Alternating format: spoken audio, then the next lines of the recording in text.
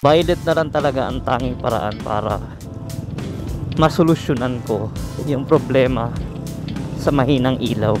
Extra video sa dulo nito para dun sa testing naman ng ilaw kung gaano siya kalakas. Tricolor na AES Violet projector with BMW surround na cool white. May mga pagpipilian ng busina like yan, P-horn, German Siger.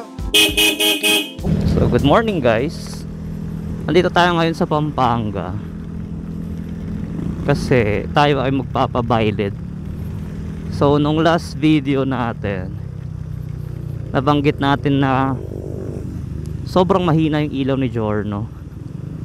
Kaya naman ngayon punta tayo sa Minalin para magpa-violet.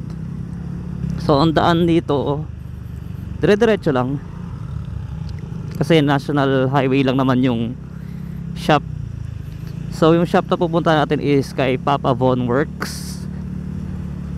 So ayan, medyo may kalakasan lang yung ulan ngayon eh. So violet na lang talaga ang tanging paraan para masolusyonan ko yung problema sa mahinang ilaw. Ayoko kasi yung mini driving light kasi ang hirap hanapan ng pwesto ni Giorno para sa driving light. Eh kapag violet kasi maporma na tignan tapos malakas pa yung ilaw. So yun ang ipapakabit na lang natin. Siguro mapapakabit na rin ako ng dual contact signal light para mas maayos. So kung galing ka ng San Fernando, dire-diretsuin mo lang sa national highway. Tapos pinakapalatandaan nila dito is yung sa may traffic light. So kakaliwa ka doon. Tapos yun na, doon na agad yung shop ni Papa Von. Tsaka kagandahan dito kay Papa Von, very responsive siya sa mga inquiries. Kaya madali kausap. Quality rin yung gawa. Madami na siya nagawa ng Giorno din dito eh. Kaya talagang okay din. So itong lugar na to hindi ko talaga alam. Actually wala akong alam sa Pampanga kasi first time ko magmotor papuntang Pampanga. First time ko rin umabot dito sa lugar na to. So Minalin ang tawag. So ayan, adventure time kahit maulan. Kasi sayang yung punta pag hindi matuloy, di ba? Dito na rin tayo eh. Ito yung napapanood ko sa Facebook or sa YouTube na parang binabaha yata tong area na to. Hindi ko sigurado kung ito yung part na yun kasi talagang baha akong baha eh. Ang ginagawa ng mga tao dito yung mga residente para maitawid yung motor, ginagamitan nila ng kulong-kulong. Doon nila sinasakay yung sa kabila yung motor para maitawid kasi talagang sobrang lalim. Syempre mas okay nang gumastos ka ng 300 pesos kaysa naman libong abutin mo kung ipipilit mong ilaban yung motor mo sa baha, di ba? Ganun lang yan eh. Kung gusto mo naman libre, pwede namang itulak mo sa baha, pero syempre delikado rin. Expose ka pa rin sa mga bacteria, sakit, ganyan. Leptospirosis, yun ang mahirap eh. Uy, ang lalim. Uy. So hindi ko alam kung nasan na tayo ngayon. Basta tayo ay patuloy na bumabaybay. Hanep, Tagal. Uy, ay malapit na ata. Ito na yung stoplight eh. Sana lang malapit na. So andito na siguro tayo kasi ang palatandaan ko dito is yung unang-unang stoplight. So pag naabot tayo to stoplight na to, kakaliwa kayo. Alam po yellow box to eh. Tignan nga natin. Oh, may nanghihingi. Hindi tayo makadaan. Padaan po. May kidaan. Ito, yellow box to. Ayan. Kita nyo, dyan, liliko tayo sa kaliwa. Dun sa may poultry supply. Palengke yata nila yan eh. So shoutout sa mga taga Pampanga. So kahapon may nakita tayo, si ate, naka-giorno ata siya.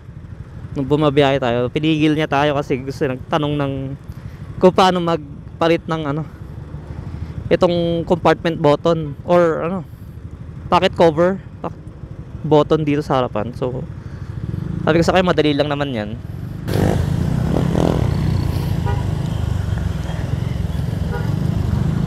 Ayan, dito tayo. Tama nga, hindi ko na tinignan yung Google Map kasi ang palatanda ako talaga dyan, unang stoplight eh. Ito yung kay Papa Bon. So bali sarado pa siya. So, saan tayo mag-aantay ngayon? Ito siya ngayon. Sarado pa eh. Tayong unang customer ata. So antayin lang natin siya muna. Hanap muna tayo ng pwedeng pagparkingan. So andito tayo sa kay Papa Von Works dito sa Minalin.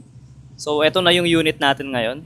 So kasama natin yung owner para explain kung ano yung mga kinabit sa ating motor. So yo mga boss, napaka-solid naman nito. Ito, nagpunta si Paps. Nag-avail siya ng, alam naman natin, pagka stock board ng Giorno, mahina talaga ang ilaw. So ngayon, nag-avail si Paps ng ating tricolor na AES bi-LED projector with BMW surround na cool white. Then naka-blue widow yung lens.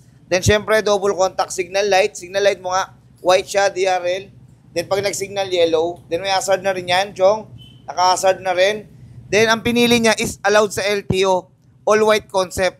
So either pwede siyang lagyan ng ating Angel Eye, Chong. So yan, free lang naman yung Angel Eye natin pag gusto nyo lagyan na Angel Eye. So nakikita nyo to sa mga vlog ko din, no, kung gaano kalakas yung top of the line projector. Pa all white nga ako.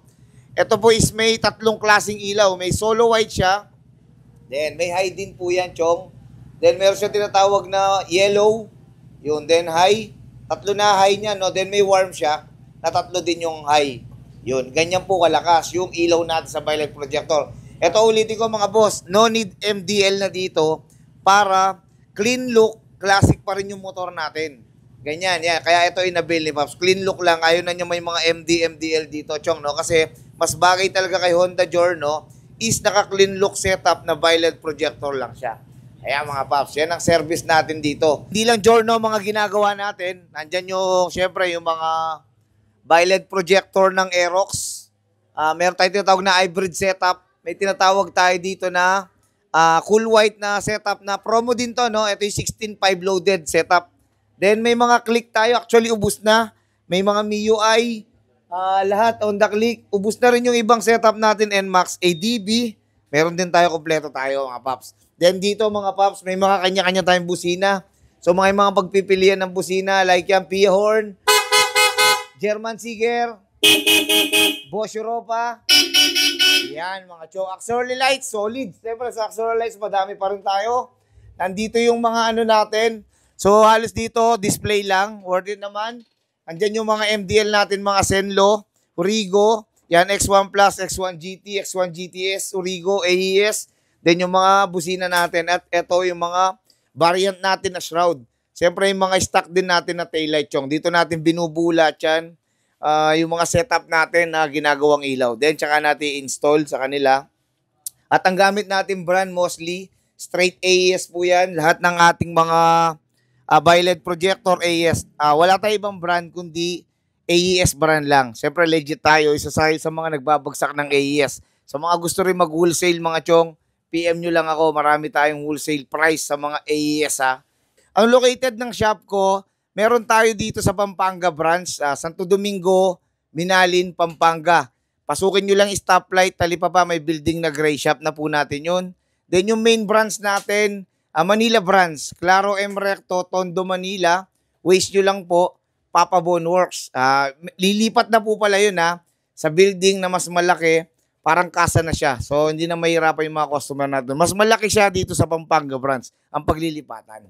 Pauwi na tayo galing Minalin. Nagpakabit ng bi-LED kay Papa Von Works. So, malaking shoutout kay Papa Von. Sobrang ganda ng gawa nila. Tsaka very accommodating yung kanilang mga staff. Napakabait. So, madali silang kausap din. Tsaka talagang ide-demo nila sa'yo kung paano ang gagawin mo sa eyelid mo para mapangalagaan. Ayan, so kung gusto nyo din talagang mag-avail ng ganito, ito yung kanilang Facebook page. Ayan, pwede nyo silang kontakin dyan. And then, ang pinaka-landmark naman sa kanila is yung unang-unang stoplight sa Minalin or sa Santo Domingo. So, pupunta ka lang sa kaliwa sa may palengke nila, tapos makikita mo na kagad yung shop nila. So yun lamang. Gagawa ko rin siya ng extra video sa dulo nito para dun sa testing naman ng ilaw kung gaano siya kalakas. So talagang guaranteed no MDL required para sa gantong setup. So yun lamang. Ito yung demonstration ng ilaw ni AES Tricolor. So yung una niya is white. Ayan, so napakalapad talaga, ng kitang kita mo yung buong kalsada. Ito naman yung high niya. Meron din siyang rain mode, which is color yellow. Ayan, so maganda to gamitin pag yung lugar ay masyadong ma-fog or malakas yung ulan. Meron din siyang warm, which is combination ng yellow tsaka ng white. So ayan ang itsura niya. Talagang garantisadong hindi mo na kailangan ng driving light pag ganito yung gamit mong ilaw. So ayan siya, malakas talaga siya. Ito yung high naman niya, diba? Tricolor siya. Yan.